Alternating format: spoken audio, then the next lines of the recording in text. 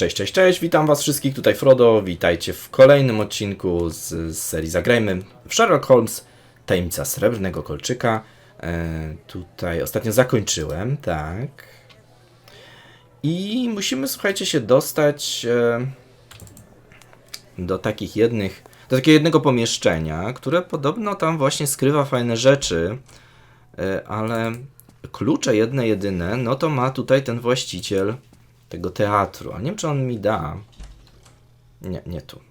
A właśnie ten nam powiedział o tym tajemniczym pomieszczeniu. Dobra, jestem z powrotem. Słuchajcie, wywaliło mnie do Windows. Nie wiem czemu, boję się, żeby mi się tutaj nic nie skraszowało, bo się wścieknę. Wchodzę przez te drzwi, wychodzę i koniec. Nie da rady. Chcę z nim pogadać, czy on ma te klucze. Leave me alone, I have to work. Okej, czyli on mi nie da tych kluczy, no ale czemu miałby mi je dać? Tym bardziej, że on je tutaj... Że on zamknął ten pokój. To kto to mógł? Może można by było jeszcze porozmawiać z kimś. A ten cieć na przykład ma klucze. W sumie to nasz kolega taki, można powiedzieć, więc może nuż, co? A zobaczymy. Do you have any other questions? Kurde, no właśnie nie. I will see you later, Kirby. Yes, it was good seeing you again.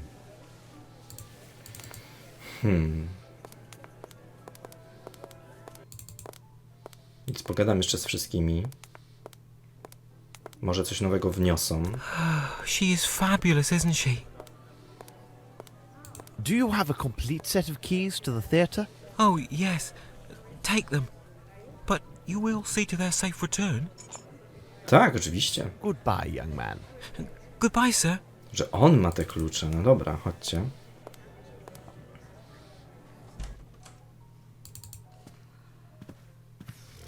Wiecie co? Sobie tutaj zapiszę, aczkolwiek... Boję się, żeby mi się tu nic nie stało. No to wiecie, jak to jest z tymi grami. One są takie, że tak powiem... No nie wiem, z którego ona jest. 2006? 16? Jakoś tak?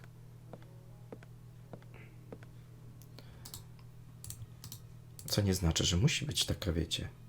Watson, stay there and inform me if Richards arrives. All right, Holmes. Na czatach. Let us see whether we can find other evidence. Dowody, tak? Co to jest? Dzbanuszek jakiś. Zabraliśmy dzbanuszek. A gift from the gods. I need something. Coś potrzebujesz. That is of no use to me. Aha, czyli nie chcemy tego. Czekajcie. I have no interest in this. A nie ma tu nic, tak? Aż tę perukę jeszcze znaleźć, nie? Nothing of any interest here. Okej. No to... Coś potrzebujesz. No to lupę pokaż tu. Nice pattern made of encrusted nacre. What does it mean? This lock has never been forced. Co to jest w ogóle? To jest jakiś... Gdzieś tutaj coś jest? Widzę jakiś tylko... Jak się nazywa? Jakąś łódź. Ani tego otworzyć, ani nic. Dziwne, prawda? No dobra.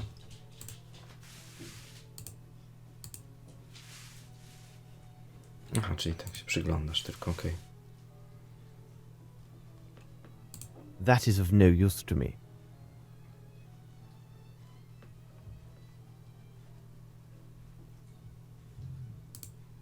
I have no interest in this. No dobra, tu nic.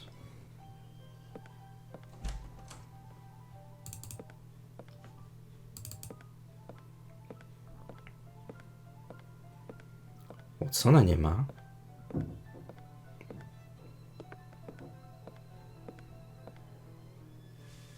Would you like anything else, my lord? Nie. Goodbye, my friend. My respects, my lord. Wiecie, czego się boję? Że jak teraz tutaj wejdę, to znowu mnie wywali do Windows.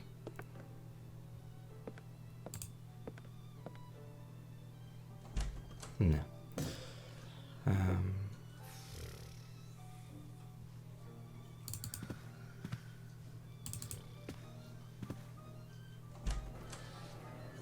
Dobra, oddamy mu te klucze może, co? Czy nie? She is fabulous, isn't she? Nie. Goodbye, young man. Goodbye, sir.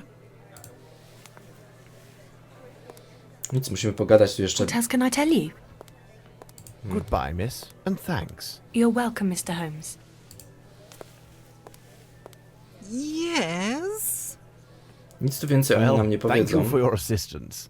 That's all right. Don't hesitate to seek my help.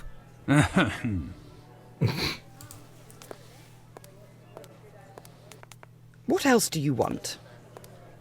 We must continue our investigation. Of course. Of course.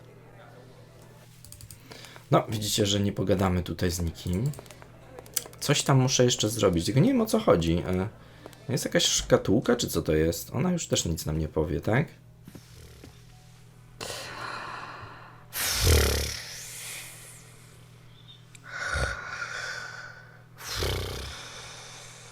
I don't know where your wig is. These actors?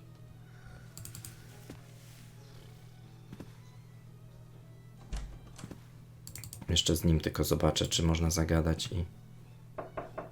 Leave me alone, I have to work. A jedźże.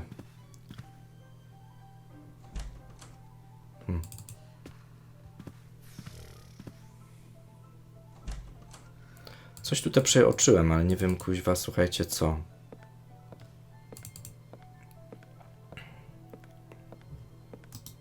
Może tym nożem wy tam... Ale tam nie było żadnego jakiegoś takiego... jakby to powiedzieć... Watson, stay there and inform me if Richards arrives. Nie było jakiegoś takiego, wiecie, All right, zamka, Holmes. żeby można było ewentualnie się tam jakoś skrobnąć na to. Wiecie, o co chodzi tu. Chociaż czekajcie, może tak. Nie, on po prostu lupą tu patrzy. Tutaj nie ma nic, żeby na przykład, wiecie, wtrynić coś.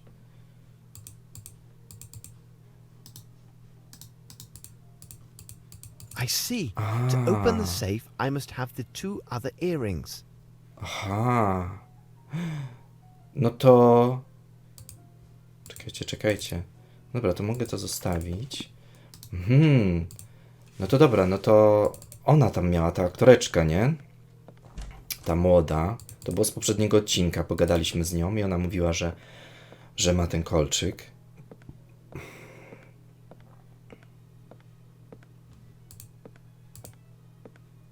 Sobie zapiszę, słuchajcie, bo mam wrażenie, że...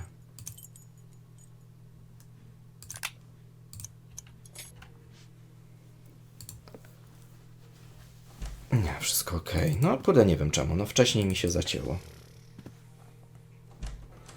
Ona I miała... should show her one of my hints. Mój Chryste, panie, czekajcie, muszę zabrać ten kolczyk z powrotem. Dobra, jestem z powrotem. Oszczędziłem wam drogi, bo to przecież trzeba było ten kolczyk zabrać. I should show her one of my hints. No, chyba chodzi o to, że jak my mamy ten, to ona nam da. Stars. Would you mind lending me your earring? I shall give it back to you in a few moments. Certainly. Maybe you would like to borrow Doris's earring as well. I don't believe she would give it to you, but to me, certainly. If you wait here, I will get it for you. No, słuchajcie, mamy aż 3. No to teraz można będzie otworzyć ten kuferek, czy co to jest.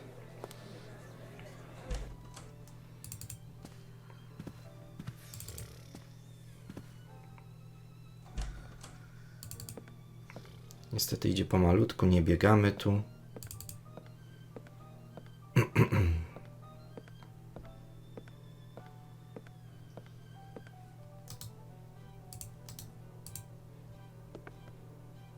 Watson, stay there and inform me if Richards arrives. All right, Holmes.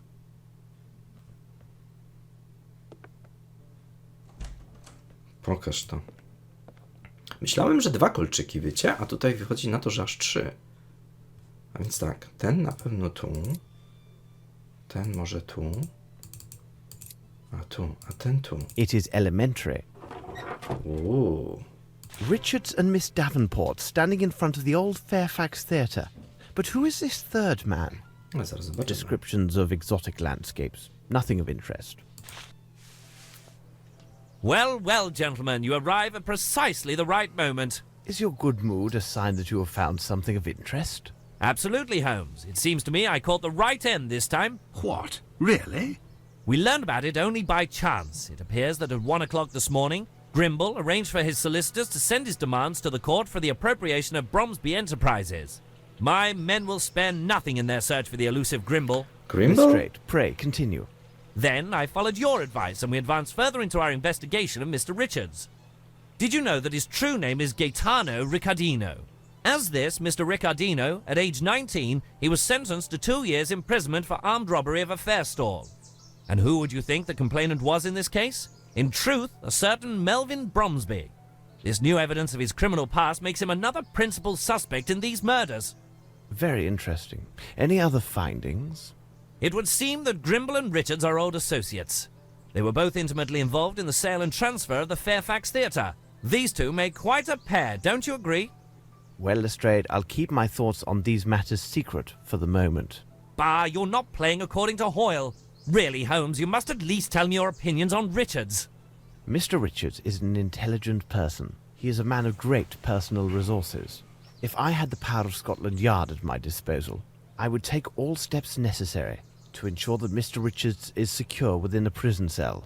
And the sooner the better for all concerned. When the case involves murder, it is not wise to underestimate any possibilities. You are a good man, Holmes.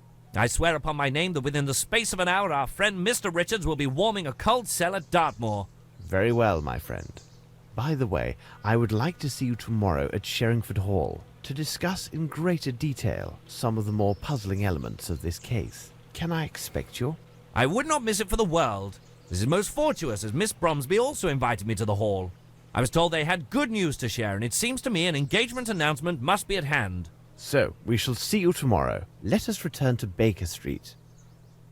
Well, is Lestrade right?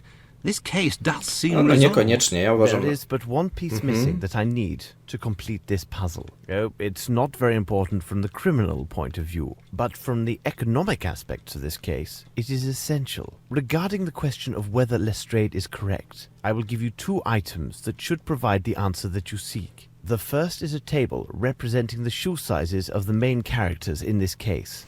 Examine it carefully, Watson. A parcel for you, Mr. Holmes. Holmes. Ah, this would be Mycroft. Here is the final piece, which completes our puzzle, Watson. Would this be the second element? What second element? You have just said that in order to determine if Lestrade is correct, I would need to consider 2 items. You told me about the shoe sizes, and I ask if this news article is the second clue. Oh, no account. The second clue is a question. A very simple question. The answer will take the grass under the feet of several English citizens. For if they cannot even guess the answer to this question, they are for the gallows. The question is as follows. Watson, do you think that Horace Fowler slept with a cushion? It seems to me that we have gathered all of the key elements, Watson. However, before we retire, let's summarize our findings. The question should be answered yes dobra. or no Kolejna and zagadka. justified by the evidence or testimony received during the investigation. Co my tutaj mamy tym razem? Znowu będę musiał pewnie tutaj przestudiować to wszystko, chociaż nie było ich tego dużo tutaj, więc różnie może być. Czy jest kilka zestawów kluczy do teatru Anst? Okazuje się, że tak, słuchajcie. I o tym wspomniał nam... To są rozmowy.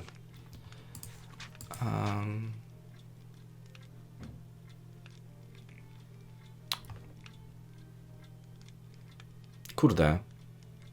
Kto to wspominał?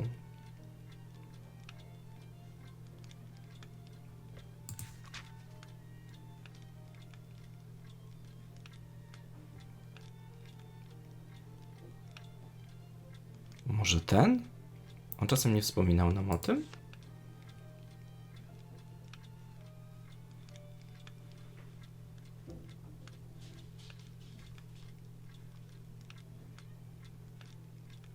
Pozostawione klucze. No i tutaj on ma te klucze. Chyba to o to chodzi. Chyba o niego. On chyba ma te klucze. To jakby drugie... Jakie było pytanie? Czekajcie? Zestawów kluczy, no. Chociaż jeszcze ktoś wspominał o 2 zestawach, że zrobili drugi zestaw kluczy. Kurde, no dobra, zaraz za chwilkę. Czy któraś z aktorek zgubiła rudą perukę? Tak. I to jest ta kobieta. To akurat było proste. Do czego to? To nie wiem. Czy znalezisko w przebieralni może wiązać się ze sprawą? Na pewno nie. Tylko tutaj... czy znalezisko może się ze sprawą?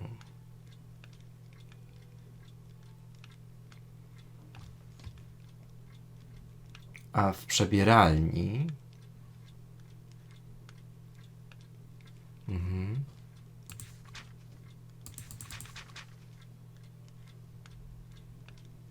Bawełniana tkanina może? Dla oficerskich rękawiczek.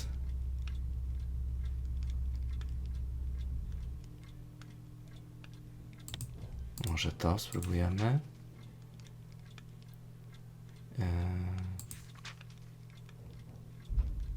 Czuć proch, klamka, obrusy, sos.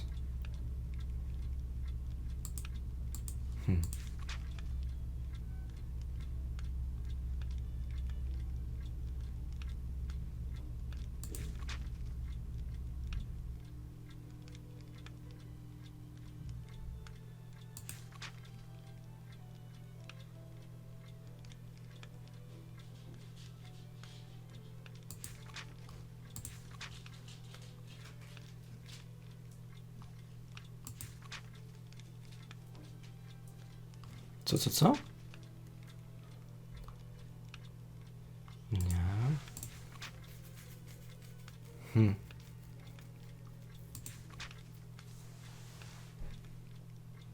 Tu może być też o rozmiar butów. Dobra, na razie zostawię. Czy pismo, którym nakreślono wiadomości do Weroniki Devport, można znaleźć gdzieś jeszcze?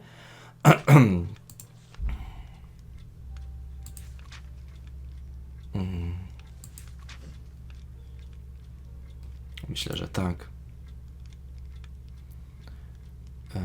Czy pismo? A gdzie jest do Weroniki na przykład? Może chodzi o to zdjęcie, o to.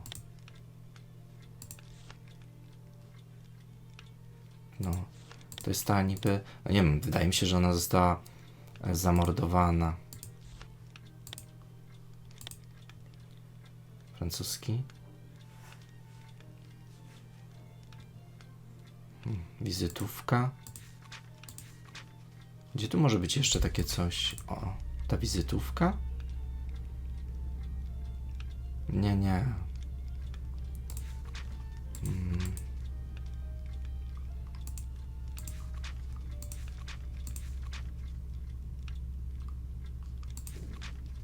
Poezja.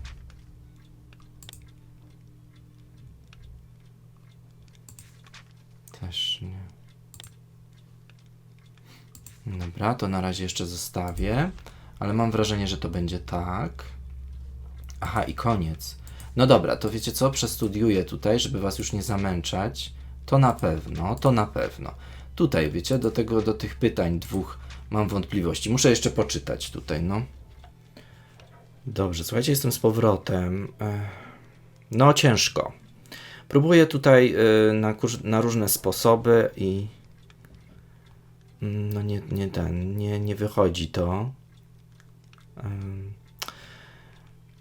No to na pewno, bo on o tym mówił, to przestudiowałem. To na pewno, bo ona szukała, więc te 2 są ok.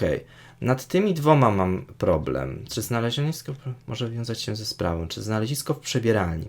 I teraz słuchajcie, no tak sobie myślę. Może chodzi o tą garderobę, bo tutaj jednak brakowało munduru.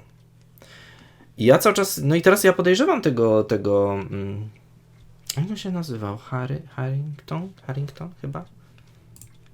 Niech tylko spojrzę. Tak, ten porucznik. Ja jego podejrzewam coś, wiecie? bo on właśnie zajumał ten mundur, a potem pamiętacie na pierwszym odcinku to na śmieci ktoś zgubił ciekawy guzik. Też. Czyli podrobiony strój, czyli myślę, że to po prostu będzie jakiś taki rekwizyt, prawda, kostiumowy w teatrze. Więc tak. Natomiast tutaj, czy pismo, którym określono wiadomości do Weroniki, można znaleźć gdzieś jeszcze? Pismo, bo chodzi o pismo. Nie dałbym tutaj tego zdjęcia, ale na przykład francuski bilet wizytowy, bo to znaleźliśmy. I tutaj jest jeszcze jedna taka wizytówka. Nie. Właśnie tu się zastanawiam nad tym. Albo po prostu to zdjęcie. Pokażcie to jeszcze to zdjęcie tej. Oto. I to. Nie są takie same? Nie. Chyba nie.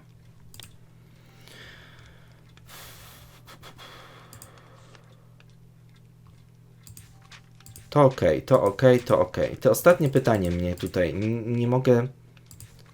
No dobra, zobaczymy, słuchajcie.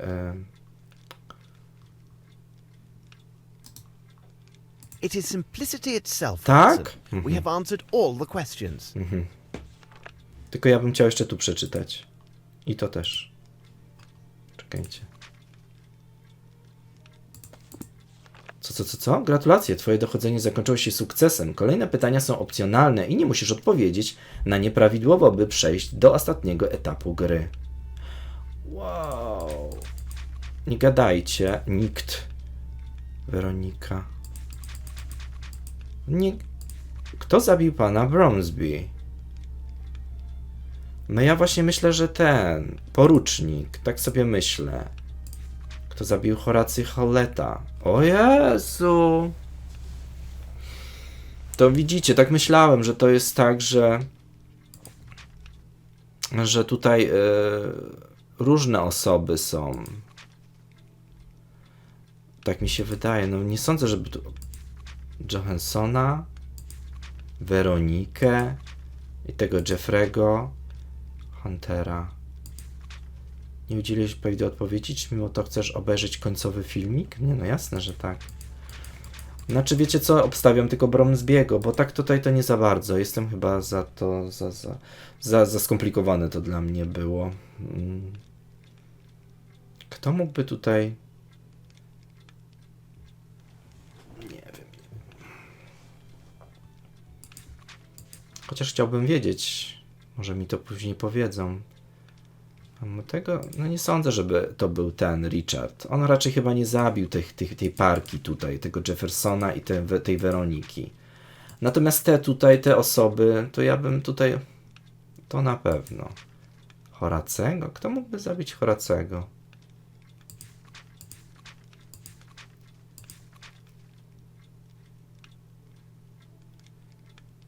Spencer.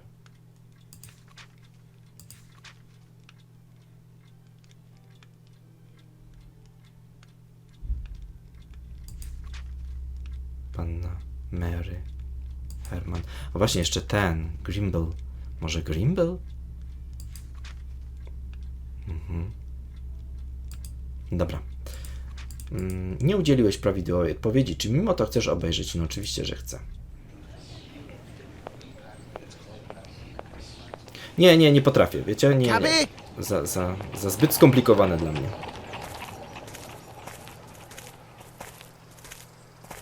Mr. Holmes, Dr. Watson, I feel relieved that everything is settled. The inspector told me that you were not as useful as you had hoped in this case, but you did your best, and I am grateful to you. Dear Lestrade.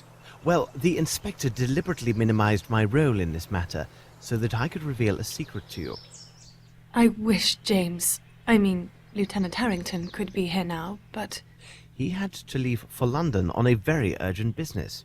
But how could you know? It is my business to know, Miss Bromsby. Thus, I am able to tell you about the case of the silver earring. Everything begins on that sad afternoon, which was to celebrate your birthday and ended with the untimely death of your father. Miss Bromsby, you did not murder your father. I kissed your hand that day and did not detect even the slightest smell of gunpowder. I also discovered powder traces that proved the shot was fired from behind the second side door. You were not seen at that door, but where did the murderer go after taking his shot? Everyone who tried to exit through the side entrance found it blocked. According to witnesses and other evidence, none of the guests could have possibly been the murderer because they were all present in the ballroom. No one left through the service door, and traces confirm that no one could have fled by using the staircase. The windows in the kitchen, as elsewhere in the manor, were appointed with thick bars, thus they offered no escape. So did he vanish into thin air? In fact, one of the parties did leave the ballroom and went to the kitchen corridor. He left to meet his accomplice, who was not an invited guest. This accomplice was a professional actor who was disguised to resemble our missing invitee. This guest hid under voile in the shadow of a statue and waited for his moment. Meanwhile, his twin acted out his part in the ballroom and provided the murderer with a perfect alibi. When the killer heard the applause, he left his hiding place, aimed, took his shot, and hit his target. It is important to know that the actor was well placed at the manor. He secured entry to the manor by impersonating a French head waiter. Using his position, he persuaded those in charge to use long tablecloths and to arrange the tables in a most peculiar manner. When the shooting occurred, our actor joined the crowd and rapidly crept across the room, concealed under the tables. As he neared the side door, he rose from beneath the last table and acted as if he had been jostled and fallen. However, as he stood, he accidentally snagged a small piece of his dirty glove upon a chair. When he arrived at the door, which was held closed by the murderer, he tapped on it using a prearranged code and was allowed entry. He exited to the corridor while his partner continued to hold the door shut against all others. The actor discarded his disguise in the deep kitchen well, helped himself to 2 bottles of excellent whiskey, and quietly went outside. The assassin waited several minutes. Then, in the last seconds of the confusion, he returned to the ballroom. Thus, we have the crime committed by an individual whom everyone swears was in the room when the shot was fired. But this agrees with my conclusions. Richard is an actor, and everyone swears that Grimble was in the room. I didn't consider the course of events as you described, Holmes, but admitted our deductions agree. Moreover, both of these suspects are similar in size and manner. Your theory presumes that Grimble is an excellent shot, which is false. It also takes on faith that Sir Bromsby had discovered the misappropriations, supplying Grimble his motive, but irrefutable proof that neither Grimble nor Richards were guilty waited at Horace Fowlett's, the matter of his pillow. But there was no pillow at Horace Fowlett's. Nevertheless, Mr. Fowlett slept with one. When I arrived at his home, I believed him already dead. Therefore, the news of his hasty departure came as no surprise. From the evidence obtained at his home and the statements of his neighbour, I learned the following. On the evening of his death, Mr. Fowlett was visited by a man who desired to sell him some exotic trifle. While this man distracted Mr. Fowlett, a second man quietly crept into the house and tried to open his safe. This individual was well acquainted with the house and the location of the safe, but when he failed to open it, he most likely became enraged and killed Mr. Fowlett. This individual, Miss Bromsby, was your cousin, Wyatt Collins, who returned to England under the name Johansson. But what about this pillow?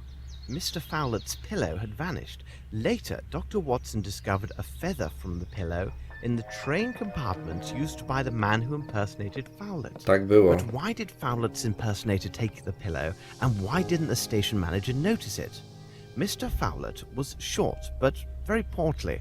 In order to imitate him, the man used the pillow to create the appearance of a stouter man. There is no other explanation.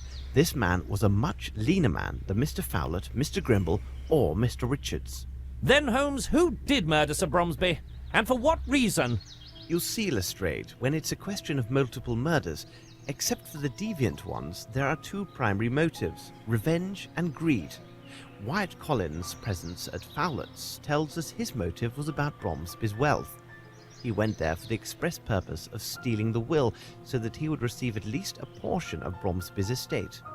If his uncle had died with no will found, Collins would have been entitled to a share of the inheritance under English law. But if my cousin failed in his attempt and the evidence clears my name, though I am to inherit, why were my father and cousin murdered? Besides, tomorrow I am to announce my engagement and will be married soon. Holmes, hold on.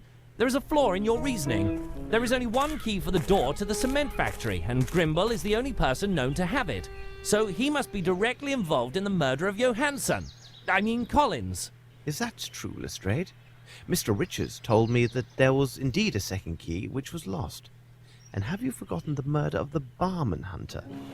A young man without any criminal record, whose sole interests were painting and flowers. Why was he murdered in cold blood, with no signs of forceful entry or theft at his lodgings? Simply put, he was killed because he was present when your father was murdered.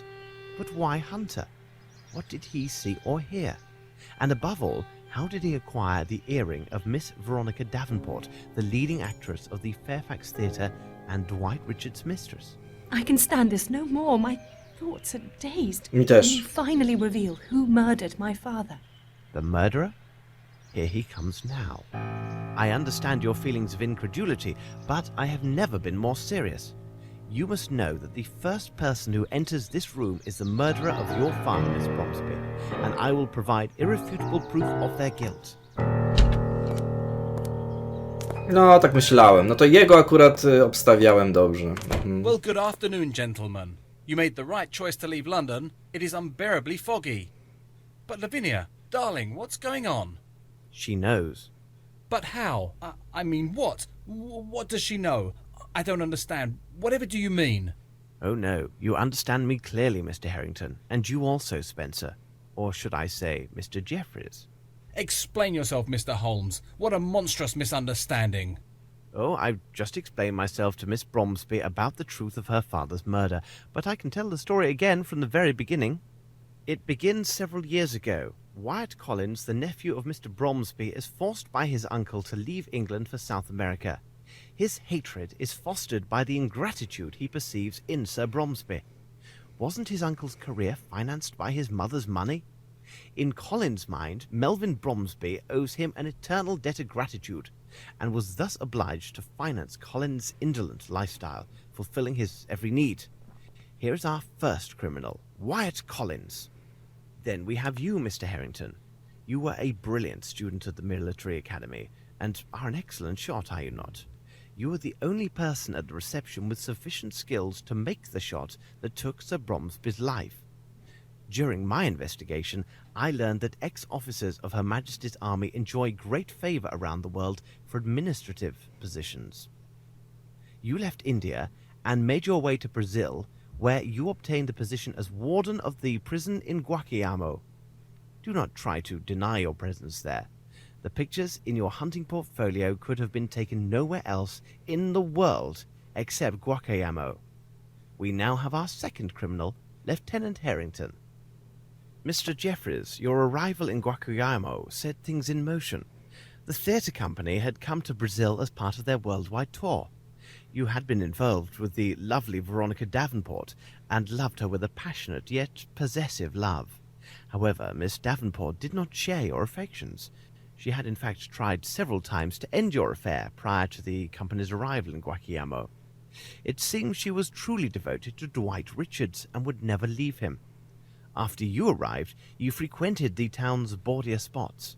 This is where you first met Mr. Harrington, and you quickly became close companions. It seems tedium and heartbreak do bring certain people together. After the performance, maddened by alcohol and grief, you killed Miss Davenport because she had rejected your love. You then fled to your newfound friend, the warden, to confess your crime and beg for his help. In a show of friendship, he helped dispose of her corpse and directed suspicions towards your rival, Dwight Richards. Afterwards, you lay low, leaving the others to believe that you had been killed or had gone missing. You stayed hidden until they had departed, and you must have kept Miss Davenport's earring as some morbid souvenir. No doubt you also retained not only the key to the Fairfax Theatre, but the keys from Aston's, where you had been employed several years earlier. Here, then, is our third felon, Mr. Jeffries. Life was difficult in Brazil for our trio. Mr. Jeffries rarely went out, Mr. Harrington's men were talking behind his back, and Mr. Collins' funds were inadequate. One evening, Collins spoke of his cousin, who, in a few months' time, was to return to England from finishing school. She was also the sole heir to one of the greatest fortunes in England. Imagine these three men besotted with alcohol, considering the wealth that would one day pass to this slip of a girl. A terrible plan was devised. Several days later, they left for England, false papers for two of their party in hand, resolved to seize a portion, if not all, of this great inheritance. Incredible! Yes, incredible, and horribly true. At first, their plan was to forge a duplicate will or destroy the original, so that Mr. Collins would receive a share of the estate. This would happen soon enough, as they would murder Sir Bromsby at his daughter's birthday reception. It was essential that Collins enter the country under false papers, so that neither his uncle nor the authorities would be alerted to his presence in England. This would avoid any suspicion attaching him for his uncle's death when he arrived to claim his inheritance. They quickly put their plans into effect. Mr. Jeffries arrived at the household in the guise of a stylish French head waiter and studied the lay of the manor. Mr. Harrington, the assassin, would accompany a person with rather poor eyesight to the reception, so that the illusion of the fake Mr. Harrington would go unchallenged. Jacy oni są skołowani. Was in a unique position to study the guest list.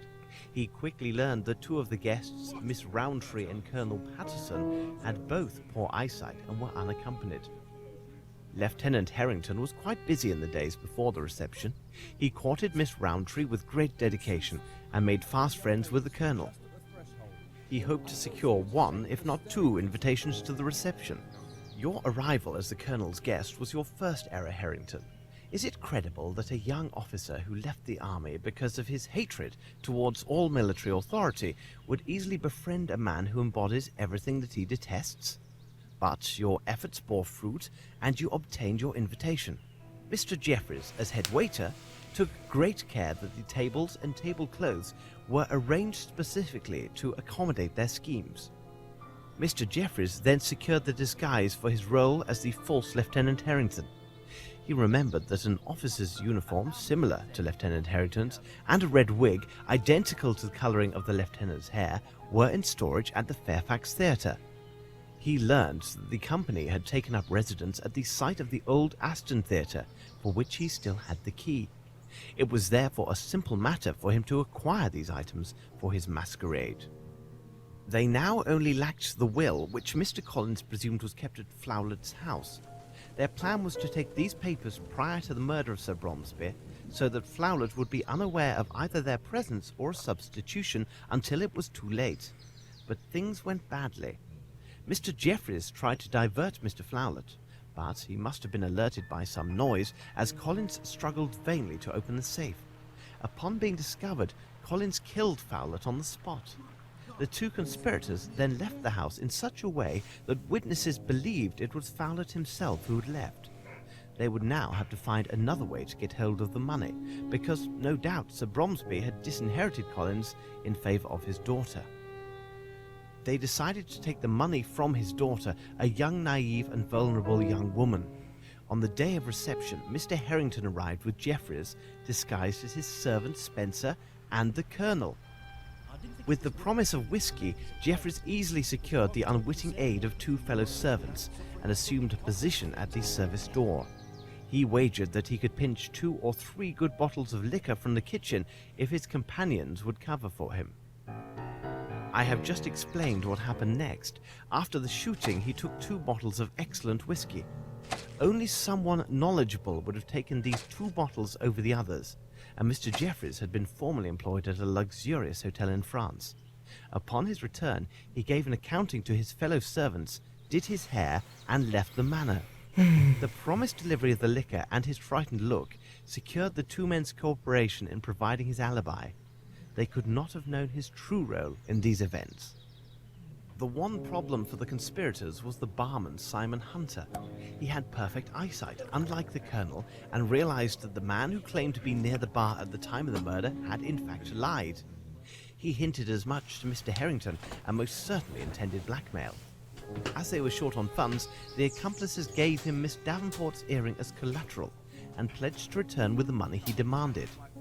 That night, when Lieutenant Harrington visited us in London, he had just come from Simon Hunter's. Hunter had told Harrington that the earring had been pawned and he would not reveal the name of the shop unless Harrington paid him his money. Mr. Harrington ruthlessly killed Hunter, and the earring so precious to Mr. Jeffries was lost. Earlier that morning, Jeffries lured Collins to the cement factory on the pretext of fabricating false evidence against Grimble. But they no longer needed Collins to acquire the Bromsby fortune. Mr. Harrington would wed the young heiress, then, after a reasonable time, they would cause her untimely death, and they would take it all. So Mr. Jeffries murdered Collins and made sure his body was barely recognizable. If he was identified, it would not affect their plans, as they believed leaving the corpse at the cement factory would direct suspicion towards Grimble. When Mr. Harrington came to see us, he learned we were hot on Collins' trail and had traced his movements up to the factory. He assumed we would go there within the hour and left to quickly round up his associates and devise a plan. Jeffries, from his days at the Fairfax Theatre, knew an Asian of questionable talents who had no visible ties with this case and could attack us without drawing suspicion their way. We avoided this attack, and from that moment I was convinced of Lieutenant Harrington's involvement in the conspiracy. The last elements of proof were revealed at the vagrants' camp near the monastery outside of London. Mr. Jeffries had tramped through England in his past and might have thought to hide Collins in the forest near the Richmond's Abbey. The very day that I was there, he tried to destroy all evidence of Collins' murder. Fortunately, he did not manage to destroy everything. It seems Collins, foreseeing his possible death, left a small surprise for his accomplices. It would be easily missed, except by someone who observes all and misses nothing. But this is merely some draft to lull us to sleep, Mr. Holmes. Lavinia, surely you can't believe these mad accusations? They arise from nothing. What proof do you offer for what you say? None. Believe what you will, Mr. Harrington. I will warn you that Mr. Collins left a letter written in his own hand, which named yourself and Mr. Jeffries and accused you both of complicity in the murder of his uncle.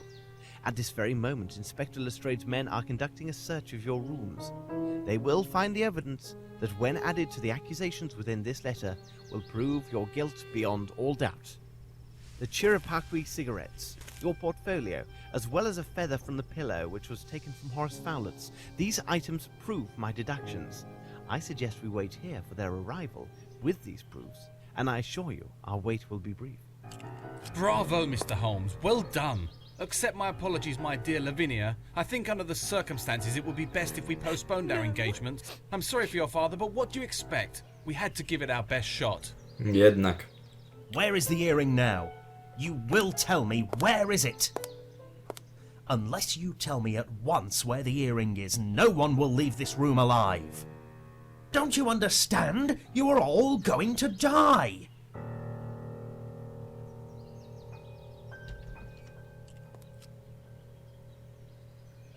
They are all yours, Lestrade. I suggest you return with your agents to London as soon as possible. Grimble. Thank you, Mr. Grimble, for literally applying my precepts. Watson, let us escort Miss Bromsby to her rooms. She will need her rest. Ja pierdzielę, ale powiem wam, roztrzaskał to w trimiga. Holmes, Collins never named either Harrington or Jeffries in his letter. Indeed, Watson, but they could not have known. I played my bluff, and they believed me. Okay. Grimble, where did he appear from? You can now boast that one of the most influential men in England served as your driver.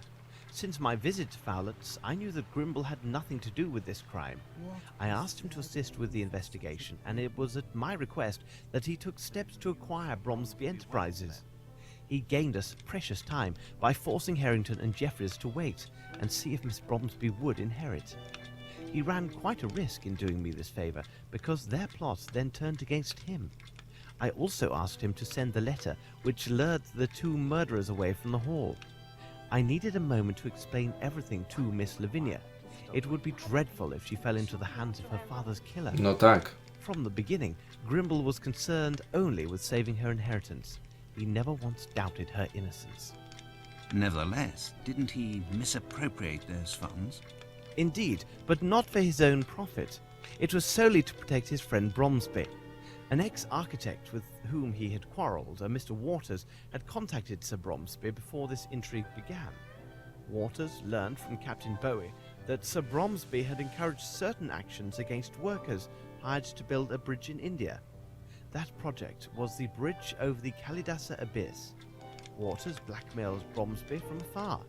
Grimble received the letters and considered them to be quite serious. He knew his hot-tempered friend well and preferred to conceal the blackmail attempt for fear of disastrous consequences. So, Grimble made regular payments to Waters in exchange for his silence. Unfortunately, Collins discovered the arrangement while he was working at the cement factory and threatened to reveal everything. Grimble could not afford for that to occur. He managed to rid himself of Collins by sending him to Fowlet. Then it was Bromsby's turn to discover the blackmail by sheer accident. He was angered, but before he could decide his next move, Mr. Waters died suddenly and removed all threat. When Grimble learned that Waters had died, he confessed all to Bromsby. He noted that the money paid was a pittance when measured against Bromsby enterprises, and that the same amount could now be applied in other ways. India had enriched them so greatly, and Bromsby had been cursed over the harm done to the Indian people in his employment. It was decided that these same funds would now be sent on a monthly basis to a Bombay orphanage in the care of a Sergeant Brahamai. It is possible that Bromsby intended to increase his patronage, and this was the important news he intended to reveal to the press at his daughter's reception. It was she who had harshly reproached him regarding his behavior towards the Indians in his employ. Do you remember the words from that poem which he had written into his notes? It said that the ungrateful always die miserably. Było coś takiego, no. Indeed, Holmes. But there is one thing that I still don't understand. Why did you ask Lestrade to put Richards behind bars? He wasn't guilty of any crime, but you treated him as a murderer. I advised Lestrade that it would be prudent to place Richards in custody so we could protect him from harm. Mr. Richards is a wise and intelligent man. He would have recognized Harrington and Jeffries on sight. When he realized that Jeffries was alive and that I possessed the missing earring, he would have drawn the same conclusions as I. So this investigation would have been stopped cold by one or two more murders. I see. Well, Watson, you seem to know everything. Tell me, please, that small missive which I can see on the desk. It contains 2 invitations to the opera's opening night, does it not? If so, we shall finally have our opportunity to hear this marvelous soprano. Well, what do you say, Watson? Myślę, że to koniec, słuchajcie już. Ale to było ostre, dobre, aczkolwiek powiem wam, że mocno takie zagmatwane. No... Nie dałbym chyba rady sam.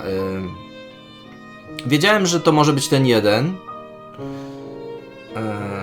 Ten Harrington, ale powiem wam, że jeżeli chodzi o resztę, to nie.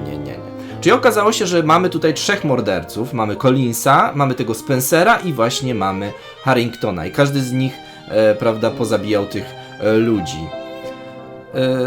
No dobre. Słuchajcie, strasznie głośno jest, więc może poczekam.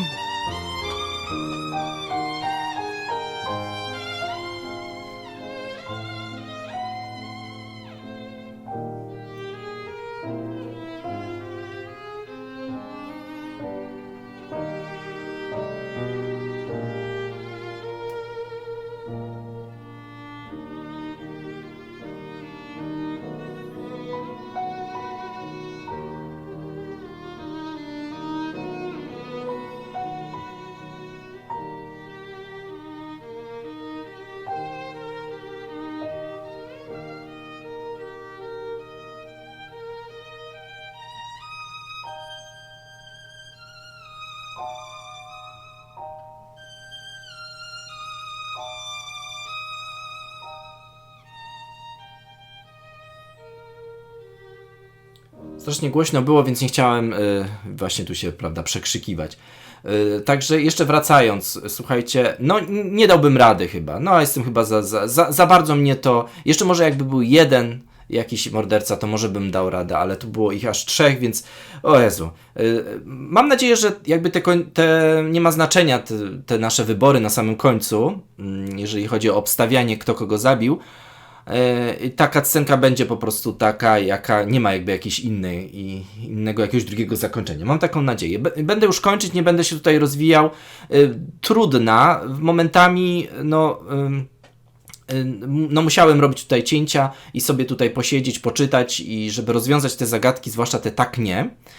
Natomiast jedna zagadka była z tym sejfem, pewnie mi może pisaliście, jak wiecie, ja mam na zapas odcinki, więc nie mogę się też do tego odnieść, ale ten kod, ja kompletnie nie potrafiłem tego kodu tam wyczaić, jaki to jest do tego sejfu, także to była jedna z trudniejszych zagadek tutaj. A tak to wiecie, tylko spoko, tylko że mocno pogmatwane. No chyba to tak właśnie na tym polega, że ten Sherlock Holmes tutaj, no takie wiecie, dedukcje i takie no ja to tak nie za bardzo kojarzę te fakty. Jeszcze bardzo mi się wszystkie osoby, które tutaj się przewinęły, mi się to wszystko pomyliło, wiecie, w sensie zapomniałem kto kim był i to też było mi, no ciężko by mi było jakby tutaj przypisać jakąś tam ofiarę i mordercę, no naprawdę. No, także słuchajcie, tyle. Zapraszam Was na kolejną część, na pewno sobie zagramy kolejnego Holmesa, bo jest ich trochę. Nie wiem, co tam jest dalej, zobaczę sobie, która to część następna wyszła po tej. No, to zupełnie będzie pewnie inna historia, ale no zobaczymy, jaka ta będzie. Spoko, naprawdę spoko, aczkolwiek, no, jak dla mnie to trudne to było. No, trudne. No, ja za głupi jestem. Dobra. Takie podsumowanie na samym końcu, słuchajcie. Dzięki Wam, że byliście ze mną w tej serii i co? Do następnej, nie? Trzymajcie się, cześć.